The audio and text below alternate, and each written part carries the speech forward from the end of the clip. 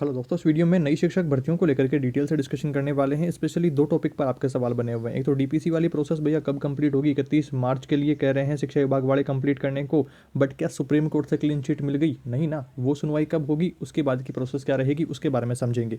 साथ में ही हम दूसरा टॉपिक डिस्कस करने वाले हैं स्टाफिंग पैटर्न को लेकर के। स्टाफिंग पैटर्न क्या है और इसमें 50,000 से अधिक पद बढ़ने की बात कही जा रही है, तो क्या डायरेक्ट 50,000 पदों पर भर्तियाँ आएंगी या फिर डीपीसी से इनको कंप्लीट कर दिया जाएगा? तो ये सारी बातें इस वीडियो में समझने लायक रहेंगी। और नई शिक्षक भर्तियां कब तक आ सकती है, कितने पदों पर आ सकती है, रियलिटी को लेकर के बात करने वाले हैं और आपके आगे के प्लान्स क्या रहने चाहिए उनको भी समझने की कोशिश करेंगे। सबसे पहले बात कर लेते हैं 50,000 पद जो बढ़ेंगे माध्यमिक शिक्षा में। तो स्टाफिंग पैटर्न क्या है? स्टाफिंग पैटर्न है स्कूलों में नामांकन के हिसाब से शिक्षकों के पद होने चाहिए। 10 साल पहले की जहां पर बात करें तो 20 लाख के लगभग नामांकन था, तो उसके अकॉर्डिंग ही फिलहाल तक शिक्षकों की संख्या रही है स्कूलों में। बट अभी 50 लाख से अधिक नामांकन हो गया है स्कूलों में, तो ऐसे में शिक्षकों की संख्या भी बढ़ाई जानी चाहिए। और लगभग कितने बढ़ सकते हैं? तो 50,000 से अधिक नामांकन और बढ़ सकते हैं शिक्षकों के पद। पर ये पूरी बात यहाँ पर नहीं है। इसका जो शेष बात है इसकी, वो 8वें पेज पर है। अब 8वें पेज पर क्या है, इसे थोड़ा सा समझते हैं। आपके सामने बस सिर्फ वही कटिंग हाईलाइट करी गई है, तो उससे थोड़ा सा कन्फ्यूजन बना हुआ है। यहाँ पर आप 8वें पेज पर देखेंगे तो यहाँ पर क्या मेंशन किया गया है कि अधिक जो पद हैं, सबसे अधिक पद व्याख्याता के पदों पर बढ़ोतरी होगी। फिर उसके बाद में वरिष्ठ अध्यापक और तृतीय श्रेणी शिक्षकों के पद भी बढ़ने वाले हैं। इस स्टाफिंग पैटर्न के अनुसार, जो कि माध्यमिक शिक्षा में 19,000 के करीब स्कूलें हैं, तो उनमें जो स्टाफिंग पैटर्न लागू किया जाएगा तो उसके बाद से ये पद बढ़ेंगे। पर यहाँ पर जो समझने वाली बात है, वो राजस्थान माध्यमिक और प्राथमिक संघ के प्रदेशाध्यक्ष विपिन प्रकाश शर्मा ने कहा कि नया सत्र प्रारंभ होने से पहले ही स्टाफिंग पैटर्न की कवायद पूरी होनी चाहिए। साथ ही साथ नए पैटर्न के अनुसार स्कूलों में शिक्षक लगा दिए जाने चाहिए, ताकि अप्रैल में जब बच्चे स्कूल आए तो उन्हें पर्याप्त संख्या में शिक्षक मिल सकें। अब इनका जो सुझाव रहा है तो वो क्या रहा है कि जो डीपीसी से शिक्षक प्रमोट होकर के आएंगे तो उनको ही इस स्टाफिंग पैटर्न में एडजस्ट कर दें, तो फिर स्कूलों में शिक्षकों की कमी नहीं रहेगी। और जो नया सत्र जो 1 अप्रैल से शुरू हो रहा है, तो उसमें पर्याप्त मात्रा में स्कूलों में शिक्षक रहेंगे। तो क्या कहीं भी यहाँ पर ऐसा कुछ मेंशन है कि 50,000 नई भर्तियाँ आएंगी? नहीं मेंशन है। दूसरा आपका सवाल आता है डीपीसी को लेकर के। डीपीसी की जो अगली सुनवाई है वो होने वाली है 4 फरवरी को।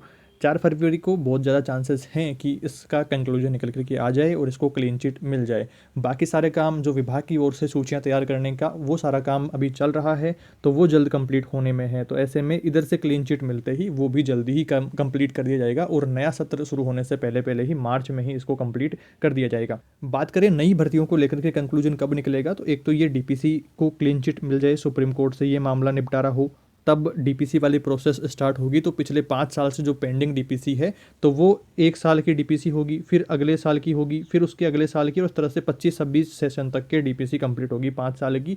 फिर पद खाली होंगे L1 L2 जो सेकंड ग्रेड सबके पद, फिर तब एक्चुअल रियलिटी पता चलेगी। अभी तो नाम मात्र के ही कुछ पद खाली नज़र आ रहे हैं। बट ये डीपीसी वाली कंप्लीट प्रोसेस हो जाए एक बार, और फिर ये जो स्टाफिंग पैटर्न शुरू कर रहे हैं, तो इसका मामला एक बार ठीक से रोल आउट होना शुरू हो जाए कि ये 50,000 जो पद बढ़ाएंगे, तो इसको डीपीसी वाले जो पद आ रहे हैं, डीपीसी वाले जो शिक्षक प्रमोट होकर के आ रहे हैं, उन्हीं को उसमें एडजस्ट कर देंगे या फिर नई भर्तियों का अनाउंसमेंट करेंगे। ये समझने वाली बात रहेगी। और एक इन दिनों बजट के बारे में भी काफ़ी चर्चा बनी हुई है कि शिक्षा मंत्री ने कहा है कि बजट में शिक्षकों की नई भर्तियों का अनाउंसमेंट करेंगे। तो L1 की 9,000 के लगभग भर्तियाँ आ सकती हैं और L2 में 15,000 के लगभग भर्तियाँ आ सकती है। थोड़ा 19-20 ऊपर नीचे हो सकता है, ये हमने लगभग डाटा यहाँ पर बात करी है, अगर बजट में आनी होगी तो। उसके अलावा यहाँ पर अभी कोई भर्तियों के बारे में स्पष्टीकरण नहीं है। और अगर बजट में अनाउंसमेंट होता भी है तो उससे पहले रीट पात्रता परीक्षा करवाई जाएगी, और पात्रता परीक्षा के बाद में अध्यापक भर्ती होगी। तो आप सभी जानते हैं 1 साल से ज़्यादा समय लग जाएगा इन सारे प्रोसेस को कंप्लीट होने में, और 2027 के लास्ट तक ही वैकेंसी एक्सपेक्टेड है, हम मान सकते हैं। तो अभी जो सारे र्यूमर्स चल रहे हैं, तो उन पर ज़्यादा भरोसा ना करके एक ठीक प्लान आपके लिए क्या होना चाहिए उसके बारे में बात करते हैं, समझते हैं सारी बातों को।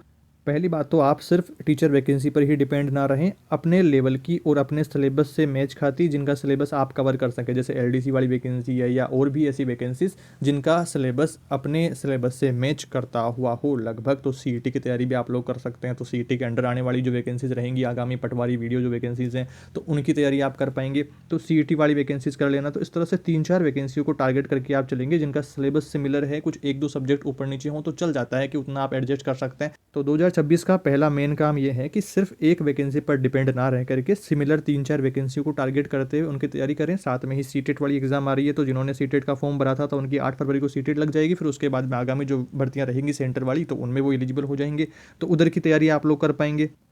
उसके साथ ही जो दूसरा काम करने लायक है वो है अपने सब्जेक्ट विशेष पर पकड़ बनाना। एक जो आप जिस स्ट्रीम से हैं तो उस सब्जेक्ट पर पकड़ बना सकते हैं। जैसे साइंस वाले हैं तो साइंस या फिर मैथ पर पकड़ बनाएं, या फिर आर्ट्स से हैं तो जैसे राजस्थान जीके पे या हिंदी इंग्लिश पे, जिस भी सब्जेक्ट में आपकी ज़्यादा रुचि है तो उस पर मास्टरी जरूर कर लें, उस पर पकड़ जरूर बना लें कि इन फ्यूचर आप ये समझिए कि जो वैकेंसीज आने वाली है वो 10,000, 15,000, 20,000, पर जो फिलहाल 9 लाख प्लस स्टूडेंट तो वो हैं जिन्होंने रीट पात्रता परीक्षा पास कर रखी है, और 1-2 लाख जिनकी पात्रता परीक्षा पास नहीं हो पाई थी, और जो नए स्टूडेंट अभी जिन्होंने कोर्स करके आ रहे हैं, जिनका कोर्स रनिंग में चल रहा है, तो वो सारे मिलाकर के 12-13 लाख लोग मिनिमम हो जाते हैं। ये तो मिनिमम बता रहा हूँ, ऑफिशियल जो डाटा है आप जानते हैं ज़्यादा ही होगा। तो इतने लोगों को आप समझते हैं कि सबको गवर्नमेंट जॉब मिल जाएगी, नहीं मिलने वाली है भाई। तो आपको 2 काम जो करने हैं, एक तो सिमिलर वैकेंसीज को टारगेट करते हुए चलें, तो इसमें ना सही तो उसमें सिर्फ जॉब लेना ही उद्देश्य है, तो फिर आप 3-4 सिमिलर वैकेंसियों को टारगेट करते हुए चलें कि इसमें ना सही तो उसमें आप एडजस्ट हो जाएं।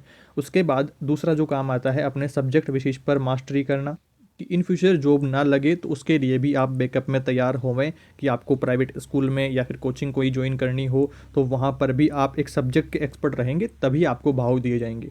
वरना जिस तरह से अभी आपको कोई नहीं पूछ रहा है, बाद में भी कोई नहीं पूछेगा। और आप किस लेवल पर हैं, आपकी तैयारियां कैसी चल रही है, कितना आपको आता है, कितना सीखना बाकी है, ये सारी चीज़ें आप खुद को एनालिसिस करके भली भांति सारी चीज़ें समझते हैं। तो अगर आपकी पढ़ाई विशेष में कोई खास रुचि रह नहीं गई है तो फिर आप अपना कोई काम धंधा शुरू करें, तीसरे प्लान की ओर आगे बढ़ें।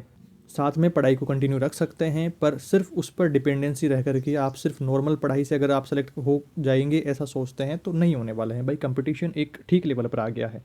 तो अगर गवर्नमेंट वैकेंसी लेना ही आपका उद्देश्य है तो जैसा कि मैंने पहले बताया कि आप 3-4 वैकेंसीज को टारगेट करते हुए और अच्छे से अपने सब्जेक्ट्स पर पकड़ मजबूत बनाएं और अच्छे से रिवीजन करते हुए तैयारी करें। जो मूल पुस्तकें वगैरह थी तो वो मैं टेलीग्राम पर आपको शेयर कर रहा हूँ, ऑफिशियल पीडीएफ जैसे जैसे आ रही है, जैसे जैसे टाइम मिल रहा है तो मैं वहाँ शेयर कर दे रहा हूँ। 10th, 9th, 8th, 7th, 6th ऐसे बुक्स जो सारी क्लासेस की, तो वो राजस्थान जीके वाली और सिमिलर जो और सब्जेक्ट हैं आपके काम के, तो वो भी मैं भेज दूंगा। तो वो टेलीग्राम चैनल से अपने से डाउनलोड करके आप उनसे पढ़ाई कर लेंगे। कई साथियों को ये भी है कि कुछ भी ना कर पाए तो यूट्यूब पर वीडियो बनाऊंगा, एक दिन में वायरल हो जाऊंगा, वो जाऊंगा, पर इतना ईजी नहीं है दोस्तों। कंटेंट क्रिएशन में भी इतना ज़्यादा कंपटीशन आ गया है कि आप जिस भी टॉपिक पर वीडियो बनाने की सोच रहे होंगे तो उस पर आपको 10-20 एक्सपर्ट पहले ही मिल जाने वाले हैं, जिनकी अच्छी खासी फैन फॉलोइंग है, अच्छी उनको एडिटिंग स्किल्स है, अच्छी उनकी बोलने की स्किल्स है, तो उनकी ऑलरेडी फैंस जुड़े हुए हैं उनके साथ में, ऑलरेडी उन्होंने अपना ठीक सेटअप बना रखा है। पर अगर आप उनसे आगे आना चाहते हैं या उनके बराबर उनको compete करना चाहते हैं तो आपकी स्किल्स उस लेवल की होनी चाहिए, एडिटिंग लेवल अच्छा होना चाहिए,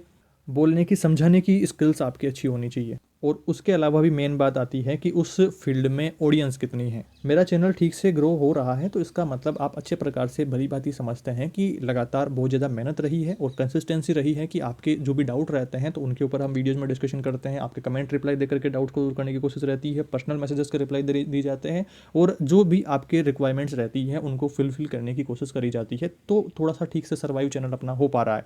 बाकी जो आप अपनी कैटेगरी के चैनल्स भी आप देखेंगे तो सबका मामला गड़बड़ है फिलहाल। तो अगर आप कंटेंट क्रिएशन में भी आना चाहते हैं तो जब तक आपका नीश क्लियर नहीं है, उसमें लार्ज ऑडियंस नहीं है, तो आप सर्वाइव नहीं कर पाएंगे। 1-2 मैसेज तो मैंने ऐसे भी देखे कि भैया कुछ भी ना कर पाया तो मैं व्लॉग बनाना शुरू कर दूंगा, तो व्लॉग से ही मामला चल जाएगा, उसमें ही वायरल हो जाऊंगा। तो व्लॉग में भी आप देखेंगे तो दुनिया भर की कैटेगरी, दुनिया भर के लोग व्लॉग बना रहे हैं, और आपके पास में ऐसा क्या स्किल्स हैं जो आप दिखा सकते हैं व्लॉगिंग में। मेरे घर पे आज चाय बनी है, मेरे घर पे आज खाना बन गया, वो बन गया, ऐसे बन गया, तो उसको क्यों ही देखेंगे लोग। जब तक आप फील्ड विशेष के एक्सपर्ट नहीं हैं आपकी कोई नहीं सुनने वाला है। तो ये कुछ मेरे पर्सनल रिकमेंडेशन रहे हैं आपकी आगामी तैयारियों को लेकर के। ज़रूरी नहीं है कि आप इनको मानें, ये मेरे पर्सनल रिकमेंडेशंस हैं। अच्छा लगे तो आप मान सकते हैं, अच्छा लगे तो आप इन्हें अपने दोस्तों के साथ में शेयर कर सकते हैं, और अच्छा लगे तो आप अपने चैनल को सब्सक्राइब करके बेल नोटिफिकेशन भी ऑन कर सकते हैं। और अपना जो भी किसी टॉपिक विशेष में कोई डाउट्स हैं देन आप बताएंगे तो मैं उसके ऊपर वीडियो बना करके आपको एक्सप्लेन करने की कोशिश करूँगा। क्योंकि जितना आप इन बातों को लाइटली ले रहे हैं उतना लाइटली लेने लायक है नहीं। मामला सीरियस है कि इन फ्यूचर जो भी सारे 12-13 लाख लोग हैं, मैं तो टीचिंग वैकेंसी की बात कर रहा हूँ, अदर वैकेंसीज़ को अगर ओवरऑल बेरोजगारी को इंक्लूड करें तो काफ़ी ज़्यादा मात्रा में बेरोजगारी हो रही है, जिन्हें सिर्फ और सिर्फ गवर्नमेंट वैकेंसी की प्रिपरेशन में ही धकेला जा रहा है। और हम सब जानते हैं कि सब लोग सेलेक्ट नहीं होने वाले हैं। तो पहली बात तो खींच करके तैयारी करो पूरा जोर लगा करके, और साथ ही साथ एक सब्जेक्ट विशेष के एक्सपर्ट बन जाइए और साथ ही साथ अपनी कुछ खुद की स्किल्स भी डेवलप करें कि ताकि आप भीड़ से थोड़ा अलग हो पाएँ। और रही बात नई वैकेंसी को लेकर के, तो बजट का अनाउंसमेंट होने की कह रहे हैं, तो बजट 11 फरवरी तक सारी अपडेट्स अपने को पता चल जाएगी। जैसे ही बजट में नोटिफिकेशन आता है, वैकेंसी की घोषणा होती है, तो तैयारी कैसे करनी है, बुक्स का कलेक्शन कैसा अपने पास में रखना है, जो ऑथेंटिक बुक्स हैं, ऑफिशियल बुक्स है। ऐसा नहीं है कि आपके पास में एक सब्जेक्ट विशेष की बुक है बट आप एक और ला रहे हैं, किसी के पास में 2 बुक ऑलरेडी है, एक और लिया है, तो अलग अलग लोगों की रिकमेंडेशन भी नहीं माननी है। अगर आपके पास में उस सब्जेक्ट का कोई भी कंटेंट नहीं है, देन उसी परिस्थिति में आपको, उसी सिचुएशन में आपको एक नई बुक लानी है। और नई बुक भी तब आपको लानी है जब आप उसके रिव्यूज़ देख लें, उसको अच्छे प्रकार से 360 डिग्री आप उसको एनालिसिस कर लें कि हाँ ये मेरे काम की है। एक सब्जेक्ट विशेष की कोई बुक लेने आप जाएंगे तो आपको 10-12 अलग अलग रिकमेंडेशंस मिल जाएंगे एक सेम सब्जेक्ट के लिए ही, तो एक ठीक डिसीजन लेना ज़रूरी हो जाएगा आने वाले समय में। और तीसरी अपनी बात रहेगी कि टाइम टेबल कितना रखा जाए, कितने टाइम में कोर्स किया जाए, कोर्स कितने बार कंप्लीट करा जाए। वो सारी चीज़ें धीरे धीरे डिस्कशन करेंगे, जब नोटिफिकेशन आ जाता है तब थोड़ा सा डिस्कशन करना ठीक रहेगा। अभी अगर आप अध्यापक भर्ती तैयारी में लगना चाहते हैं तो वो लोग लग सकते हैं जिनका कोर्स अभी रनिंग चल रहा है, तो उनके पास में कोई ज़्यादा लोड लेने वाला मामला है नहीं। बाकी आप सब समझदार हैं तो अपने लेवल की सिमिलर वैकेंसीज को टारगेट करते हुए चलें और अपनी स्किल्स को डेवलप करने में फोकस करें। किसी टॉपिक विशेष पर कोई भी आपके डाउट रहते हैं या इस वीडियो में बताई गई मेरी किसी भी बात से आप डिसएग्री करते हैं तो कमेंट्स में आप बताएंगे। हो सकता है मेरे से भी कुछ गलतियां हुई हो, बट मैं कोशिश करूंगा उनको सुधारने की। और मैंने जो सारी बातें बताई है मेरे पर्सनल सुझाव हैं, ज़रूरी नहीं है कि आप इनको माने। इन सब के बारे में जो भी आपके सुझाव हैं कमेंट में ज़रूर बताएं। इस वीडियो में इतना ही दोस्तों, जल्दी मिलेंगे एक नई वीडियो में कुछ नई जानकारियों के साथ। Thank you for watching this video.